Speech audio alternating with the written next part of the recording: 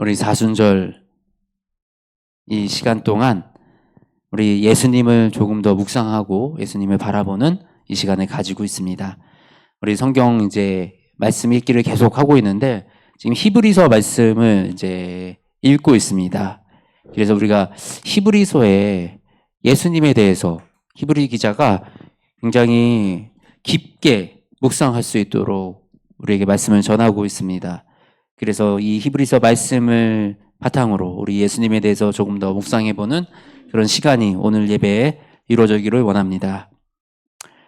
먼저 히브리서는 유대인들을 대상으로 쓰여졌어요. 누가 썼는지 모릅니다. 그런데 이 말씀 속에 예수님의 제자 중에 한 명이 썼겠구나라는 그런 근거, 그런 단서는 있습니다. 그런데 명확하게 누가 썼다라고 밝혀지진 않았지만 이 히브리서를 통해서 이 저자는 예수님에 대해서, 예수님은 어떤 분이신지, 예수님의 그 존재의 이유와 그리고 예수님이 왜 십자가 고통을 감당하셨어야 했는지, 그리고 그것이 어떤 의미가 있는 것인지 아주 깊게 깊은 통찰력을 가지고 우리에게 전해주시고 계십니다.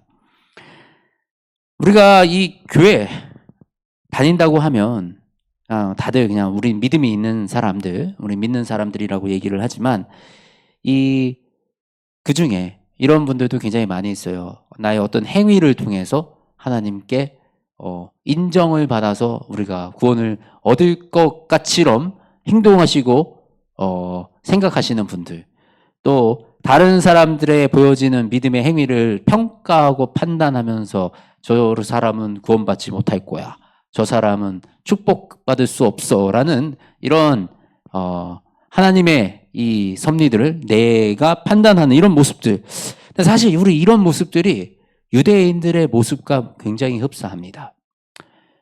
우리가 이 예수 그리스도를 믿는다고 하지만 예수 그리스도를 알지 못하는 유대인과 똑같이 복음을 받아들이고 율법을 받아들이는 그런 일들이 교회 안에서 계속적으로 일어나고 있는 것입니다. 율법은 예수님이 완성시키신 거예요. 우리가 가지고 있는, 우리가 구약 속에서 알고 있는 이 율법은 예수님으로부터 완성이 되었습니다. 도대체 그 완성되었다는 것이 무엇을 의미하고 왜 그것이 완성되었는지 한번 오늘 우리 말씀들을 통해서 알아보도록 하겠습니다. 우리 먼저 1장 2절 말씀 1, 2절 한번 2절 3절 말씀 한번 같이 우리 보시겠습니다. 히브리서 1장 2절 3절 말씀 준비는 안 되어 있는데 우리 수령제 뒤에 성경책 하나 가져올까요? 오늘 말씀을 계속 찾아야 돼서.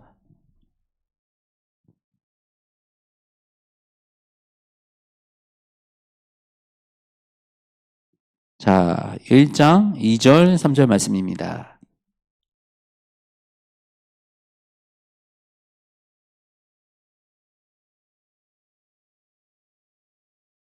이 절 중에 2절 하반부부터 제가 읽겠습니다. 아들을 만유의 상속자로 세우시고 또 그로 말미암아 모든 세계를 지으셨느니라. 이는 하나님의 영광의 광채시요 그 본체의 형상이시라.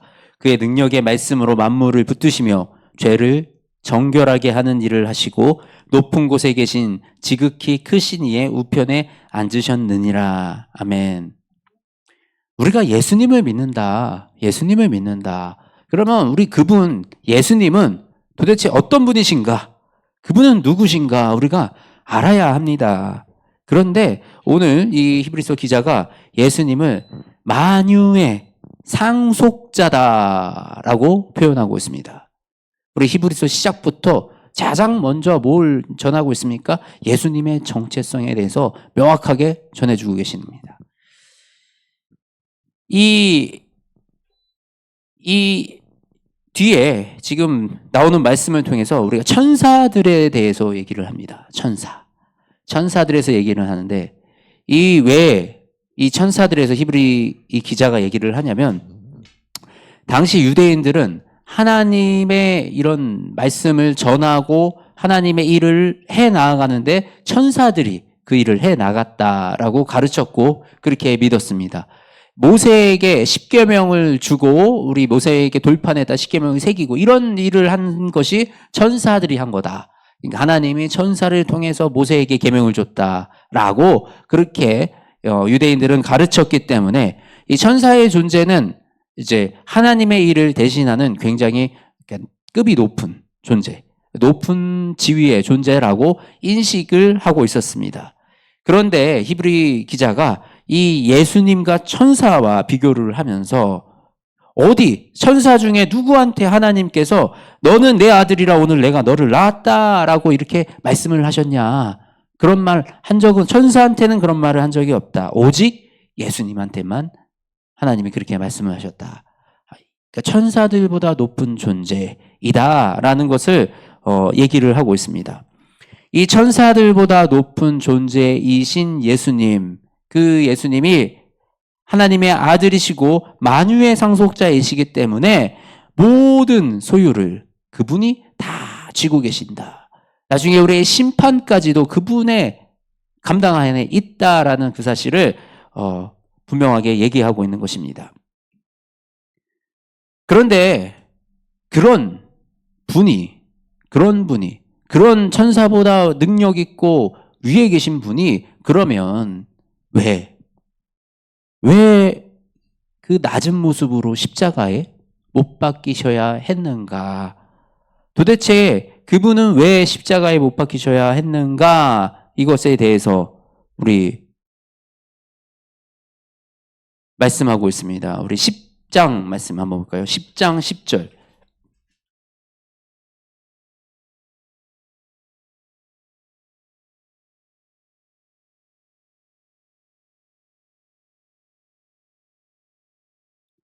자, 우리 한번 누가 읽어볼까요?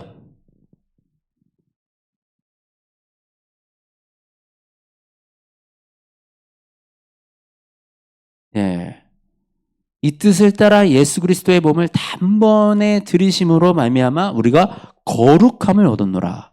예수님이 십자가에 달리신 이유가 우리를 거룩하게 하기 위해서라고 먼저 설명을 하고 있는 겁니다. 그 이유로 이제 제사장마다 매일 서서 섬기며 자주 같은 제사를 드리되 이 제사는 언제나 죄를 없게 하지 못하거니와, 이게 무슨 뜻입니까? 매일 제사를 드리는데, 매일 서서 섬기며 자주 같은 제사를 드리는데 이 제사를 통해서 우리의 죄를 언제나 없애는 것은 불가능하다. 우리의 노력으로. 자, 주일날 우리가 나와서 이곳에 예배를 드립니다. 매주 예배를 드립니다. 이런 행위로, 이런 노력으로 우리가 구원을 얻을 수 없다라는 얘기입니다. 예배를 드리는 행위와 예배를 드리는 이런 그냥 절차 가지고 우리가 구원을 이룰 수가 없다라는 거예요. 왜냐하면 인간이 드리는 이 예배, 인간이 드리는 이 제사는 완전할 수가 없기 때문입니다. 어떤 사람도 완전한 예배를 하나님께 올려드릴 수가 없어요. 그렇기 때문에 우리는 이곳에 나와서 예배를 드리는으로 예수님을 바라볼 수 있어야 되는 거예요.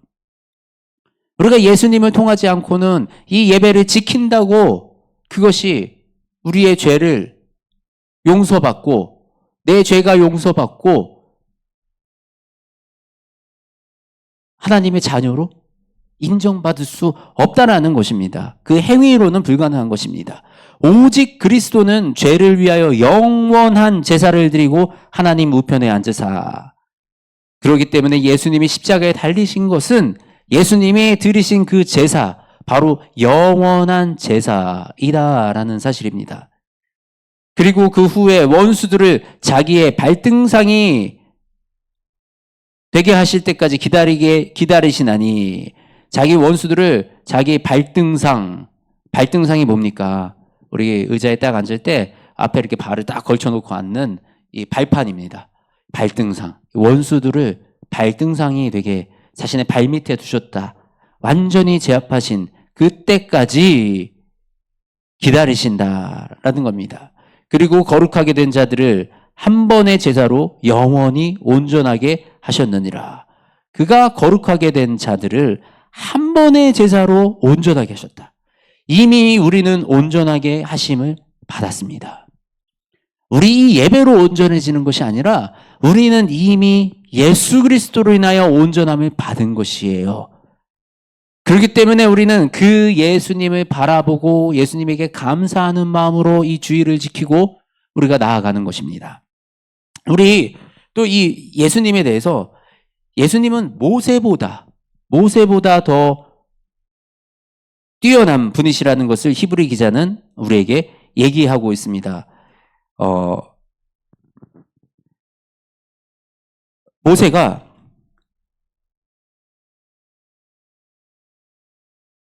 우리 3장 말씀입니다. 3장 3절에 이렇게 말씀하십니다. 그는 모세보다 더욱 영광받을 만한 것이 마치 집 지은 자가 그 집보다 더욱 존귀함 같으니라. 집을 지은 자 누구십니까? 예수님.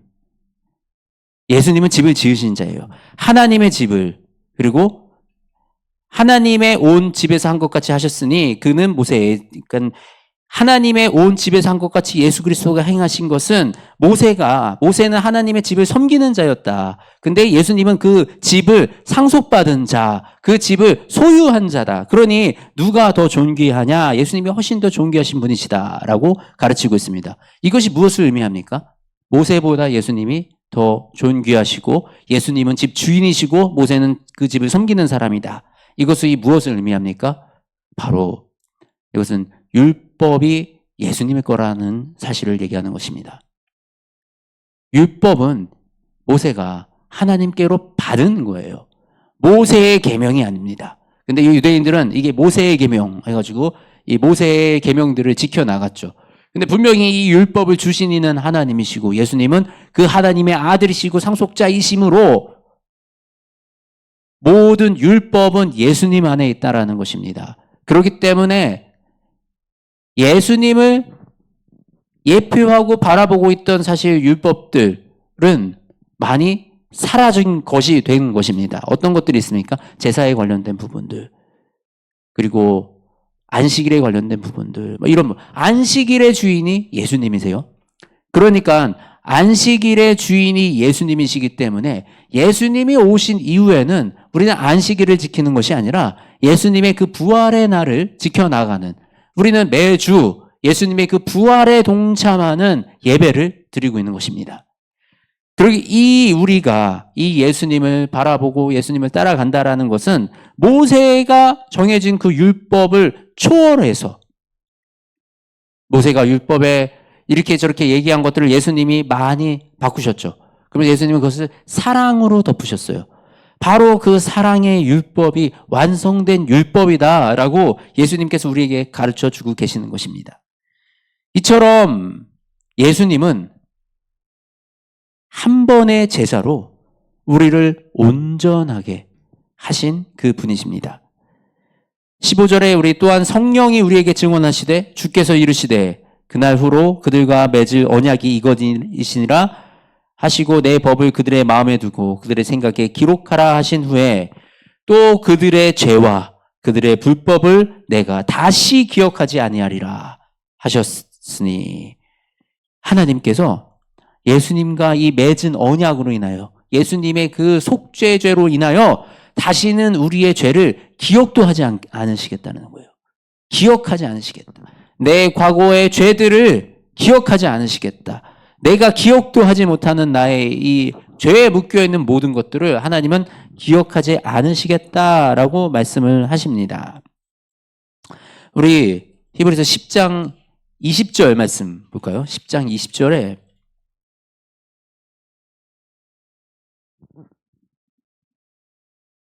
그 예수님의 십자가의 이 죽으심이 어떤 의미를 하고 있는가? 바로 10장 20절에서 답을 하고 있습니다. 그 길은 우리를 위하여 휘장 가운데로 열어놓으신 새로운 살 길이요 휘장은 곧 그의 육체니라. 이 휘장이 뭘 얘기하는 거냐면 우리 성막이 있습니다. 성막에 예전에 이 광야에서 예배를 드릴 때 성전에서 예배를 드리는데 이 성막 안에 보면 지성소와 성소와 지성소가 있습니다. 이 지성소 안으로 들어갈 때는 이렇게 휘장이 있어요. 그 휘장 안으로는 아무도 못 들어가요. 그 휘장에 들어간 사람은 죽었어요. 여기서 오해를 하는 게 있는데 이 죽는 것이 그냥 하나님이 막 건방지게 어디 들어와 이래서 죽이는 게 아니고요. 하나님은 너무나도 거룩하신 분이기 때문에 죄가 그 앞에 들어가면 죄가 죽어버리는 거예요. 내 안에 죄가 있으니까 하나님 앞에 섰을 때 그냥 죄 때문에 내가 죽어버리는 거예요. 죄가 타버리니까 죽어버리는 거예요. 죄된 사람이 그 하나님 앞에 설 수가 없는 거예요. 하나님은 그만큼 완전히 거룩하신 분이시기 때문에 이 지성소 안으로 들어가면 사람이 그래서 죽을 수밖에 없었어요. 그래서 이 제사장들도 거기 들어갈 때 뒤에 끈을 묶어가지고요. 안에 혹시 들어가가지고 하다가 짤랑짤랑 이렇게 방울을 달고 있었는데 짤랑짤랑 소리가 안 나면 죽었구나 그러고 땡겨야 돼요. 밖에서 이렇게 사람이.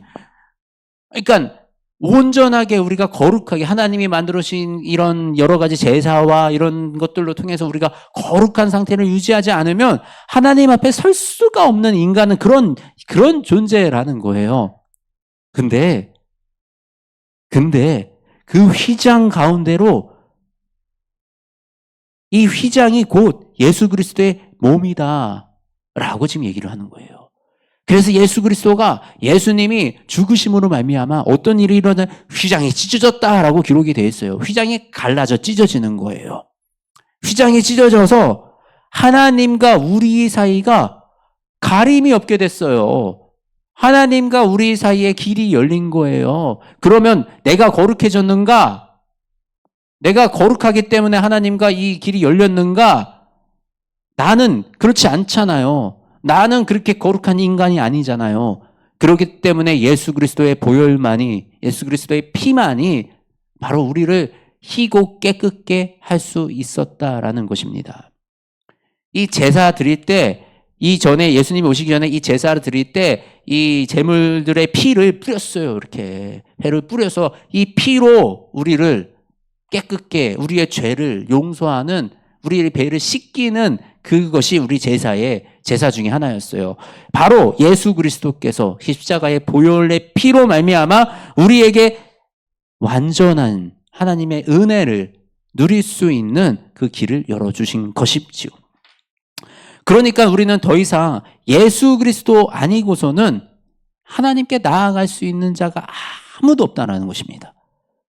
아무리 내가 착한 척하고 선한 척하고 내가 점잖은 척하고 거룩한 척해도 내 안에 있는 악한 것들, 내 안에 나의 생각들, 나의 주장들은 다 악하다 이것입니다. 그렇기 때문에 우리는 온전히 예수 그리스도가 우리 안에 계셔야만 예수님의 그 보혈의 능력으로 말미암아 우리가 하나님께 나아갈 수 있다라는 사실입니다. 그래서 우리가 이렇게 예수님이 그래 이런 분이시구나. 예수님이 그래서 십자가에 이렇게 우리를 위해서 돌아가셨구나. 우리가 압니다. 그러면 그 다음에 그래서 우리는 무엇을 해야 하는가? 그러면 우리는 뭘 어떻게 해야 하는가? 우리 한번 히브리서 3장 말씀 한번 같이 보겠습니다. 히브리서 3장 1절부터 6절 말씀. 네. 우리 한 목소리로 한번 읽겠습니다. 시작. 그러므로 함께 하늘의 부르심을 받은 거룩한 형제들아, 우리가 믿는 도리의 사도이시며 대제사장이신 예수를 깊이 생각하라. 그는 자기를 세우신 이에게 신실하시기를 모세가 하나님의 온 집에서 한 것 같이 하셨으니, 그는 모세보다 더욱 영광받을 만한 것이 마치 집 지은 자가 그 집보다 더욱 존귀함 같으니라. 집마다 지은 이가 있으니 만물을 지으신 이는 하나님이시라. 또한 모세는 장래에 말할 것을 증언하기 위하여 하나님의 온 집에서 종으로 신실하였고, 그리스도 하나님의 집을 맡은 아들로서 그와 같이 하셨으니 우리가 소망과의 확신과 자랑을 끝까지 굳게 잡고 있으면 우리는 그의 집이라. 아멘. 먼저 예수님을 깊이 생각하라고 합니다. 그죠? 예수님을 깊이 생각하라고.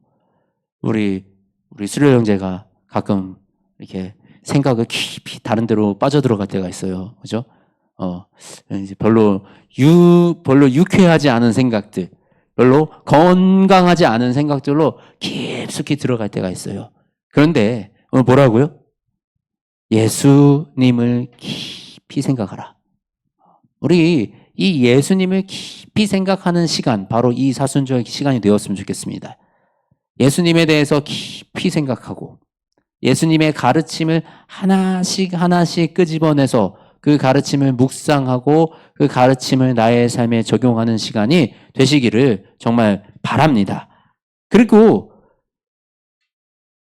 뭐라 그럽니까? 우리 그리스도는 하나님의 짚음 맡은 아들로서 그와 같이 하셨으니 우리가 소망의 확신과 자랑을 끝까지 굳게 잡고 있으면 우리는 그의 집이라. 하나님의 집을 물려받은 예수 그리스도. 그런데 우리가 예수님의 집이라. 예수님의 집이 무엇입니까? 바로 교회입니다. 예수님이 머무시는 곳, 예수님이 계시는 곳, 그곳이 바로 교회인 것입니다. 바로 너희가 그 교회다. 우리가 예수님을 모시고 있는 교회이니, 그러니 우리는 소망의 확신과 자랑할 만한 일 아닙니까? 예수님이 지금 내 안에 계시면 이거는 엄청난 자랑이에요, 사실.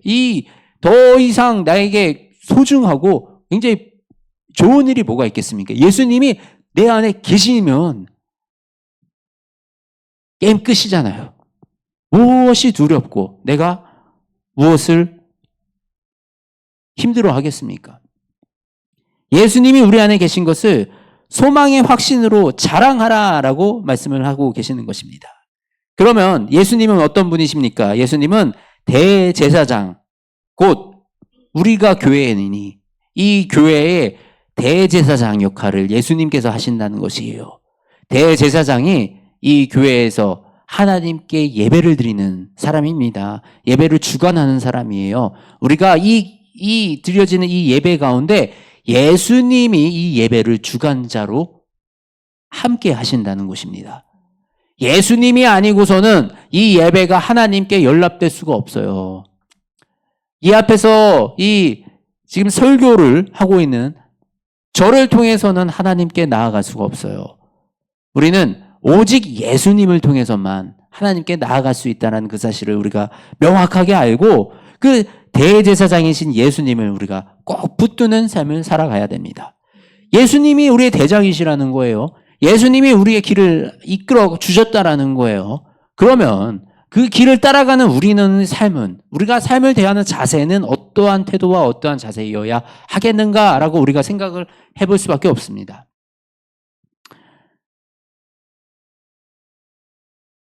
예수님은 죽기까지 그 고난의 길을 걸어가셨는데 우리가 대부분 바라는 거는 우리는 꽃길만 걷게 해주세요.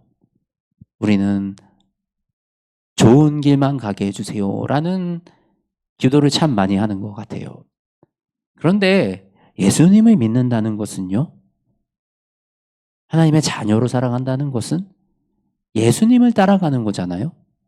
예수님을 따라간다는 것은 우리가 고난을 두려워하고 고난을 피하는 것이 아니라 어떤 고난이 오더라도 그 안에 함께 하시는 하나님을 바라보게 해주세요. 내가 고난 속에 있을지라도 나에게 어떤 고난이 다가오더라도 나의 선택으로 나에게 정말 힘든 길이 열린다 할지라도 주님, 나는 주님을 선택합니다. 나는 아버지를 선택합니다. 내가 주님과 함께 하는 것, 그것이 내 삶의 전부이고 그것이 내 삶의 목적이고 그것만이 내가 살 길임을 우리가 알기 때문에 폭풍이 와도 불길이 와도 내가 주님을 의지해서 이 길을 담대히 나아가겠습니다. 라는 이런 고백이 바로 우리가 예수님을 따라가는 그 길에서 우리가 드려야 할 고백이 아닌가 생각합니다. 그리고 이 고백으로 통해서 우리의 이런 결단을 통해서 우리의 삶의 자리에 나아갔을 때 나의 삶을 괴롭히고 나의 삶을 무너뜨리는 그 어떤 것들로부터 우리가 흔들리지 아니하고 온전히 주님 의지에서 한 걸음 한 걸음 나아가는 그런 저와 여러분들이 되시기를 주님의 이름으로 축복합니다. 우리 함께 찬양하시겠습니다.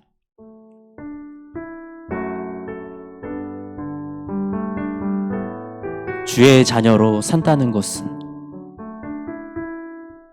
불 가운데로 걸어가는 것, 바다 위로 걸어가는 것,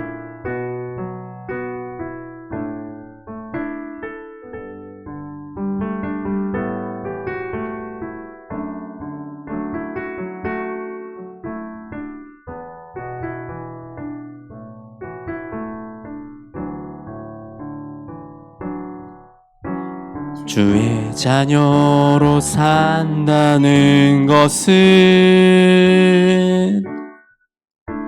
불 가운데로 걸어가는 것, 그 속에서 시실하게 날 지키시는 그 손길을 분행하는 것, 주의 자녀로 산다는 것은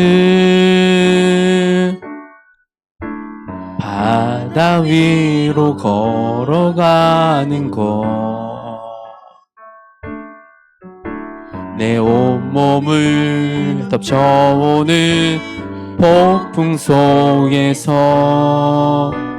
잠잠히 주 바라보는 것, 때론 불 가운데 휩쓸릴 때도 폭풍 가운데 무너질 때도 주님 내 곁에 함께 하시네, 가장 가까이에 함께 하시네.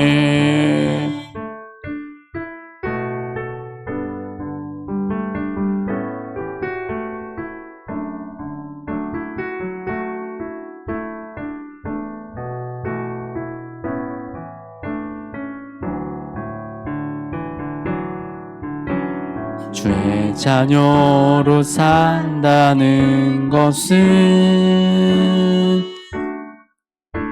나는 우리를 용납하는 것, 나를 위해 갈리신 십자가 사랑, 그 사랑으로 살아가는 것, 주의 자녀로 산다는 것은 주님과 함께 동행하는 것, 주께서 지신 십자가 기꺼이 지고 주와 함께 걸어가는 것, 때론 불 가운데 휩싸일 때도 폭풍 가운데 무너질 때도 주님 내 곁에 함께 하시네, 가장 가까이에 함께 하시네, 때론 불 가운데 휩싸일 때도 폭풍 가운데 떨려질 때도 주님 내 곁에 함께 하시네, 가장 가까이에 함께 하시네, 불 가운데 휩싸일 때도 폭풍 가운데 무너질 때도 주님 내 곁에 함께 하시네. 가장 가까이에 함께 하시네. 아버지, 우리를 위해 죽기까지 사랑하신 예수 그리스도의 그 사랑에 아버지 우리가 동참하기 원합니다.